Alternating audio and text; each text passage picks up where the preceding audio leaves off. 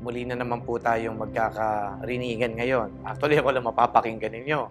Father Jerome Ceciliano po ito, Rector po ng National Shrine of Mary Queen of Peace. At pangatlong linggo ko na po na magbibigay ng pagninilay batay po sa banal na ebanghelyo. Last week, Palm Sunday, ang bilis ng umusad. Ngayon ho, Easter Sunday na, Resurrection, muling pagkabuhay ng ating Panginoon. Ang ganda lang po ng sequence. Ibig sabihin ng Palm Sunday, dumaan si Jesus sa pagpapakasakit. Ngayon naman Easter Sunday, muling nabuhay. Ang teolohiya po nito, tinalo, ginapi ni Jesus ang kamatayan. At ipinagkaloob din sa atin ang buhay na walang hanggan. Well, ano po bang ibig sabihin nito para sa atin? Well, basically, pagdaan.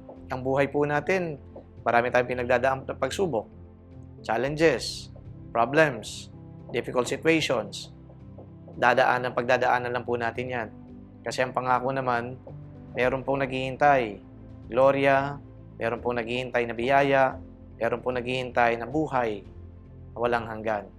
So, sa ganito pong pagkakataon, palagay ko, itong Easter Sunday ay dapat na ipagpasalamat natin sa Diyos.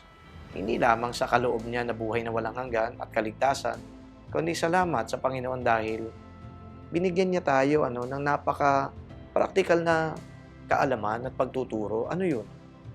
Hindi tayo dapat na mananatili na lang nagbumukmok, nalulungkot, hindi kayo nawawalan ng pag-asa. Kasi ito, may pagkabuhay. Paano ba natin nakikita yung pagkabuhay na yan sa pang-araw-araw na pamumuhay? Ay yung tipong nagkaroon ka muli ng lakas na harapin ang buhay, yung tipong hindi nawala sa iyo yung pag-asa na may pinagdadaanan ako ngayon pero padalagpasan ko to eh. So saan nanggagaling yung ganung pananaw? Saan nanggagaling yung nararamdaman mong pag-asa? Galing yan sa Diyos. Sapagkat ang Diyos ang pag-asa. Napakinggan ko po yung mga pagninilay, May pag-asa pa ba? Meron. May pag-asa pa ba? Sabi nung ilan, may pag-asa dahil buhay pa tayo. Pero ito po sasabihin ko, may pag-asa dahil kapiling natin ang Diyos. Tandaan po natin yan. May pag-asa dahil kapiling natin ang Diyos. Totoo ba na kapiling natin ang Diyos? Oo naman. Kaya nga ngayon muling pagkabuhay ipinamalita na andi dito ang Panginoon, buhay na buhay. At yung mga susunod na mga araw na to, kapiling nga niya yung mga alagad niya na nawalan din ng pag-asa. Akala nila tapos na ang lahat sa kanila. Pero bumalik muli si Jesus. Ipinakita sa kanila na eto ako, buhay. Kaya nagkaroon ulit, Alam ninyo ng tapang, ng lakas. Nagkaroon ulit ng ika nga ay passion to live yung kanyang mga alagad. So may we also have that same passion to live.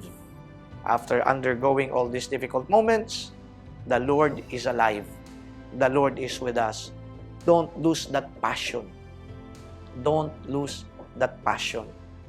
Because, if the Lord is with us, who can be against us?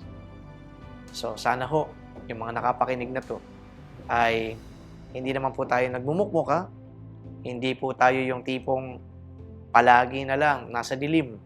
Parang feeling natin, nasa loob tayo ng kulungan o di kaya nasa loob po tayo ng yungib. Hindi na tayo makakalabas. Meron pong pagkakataon. Muli natin masisilayan ng liwanag. Hindi dahil magaling tayo, kundi dahil sa biyaya ng Diyos. Yan ang kaloob ng muling pagkabuhay ni Jesus. Happy Easter po sa inyong lahat.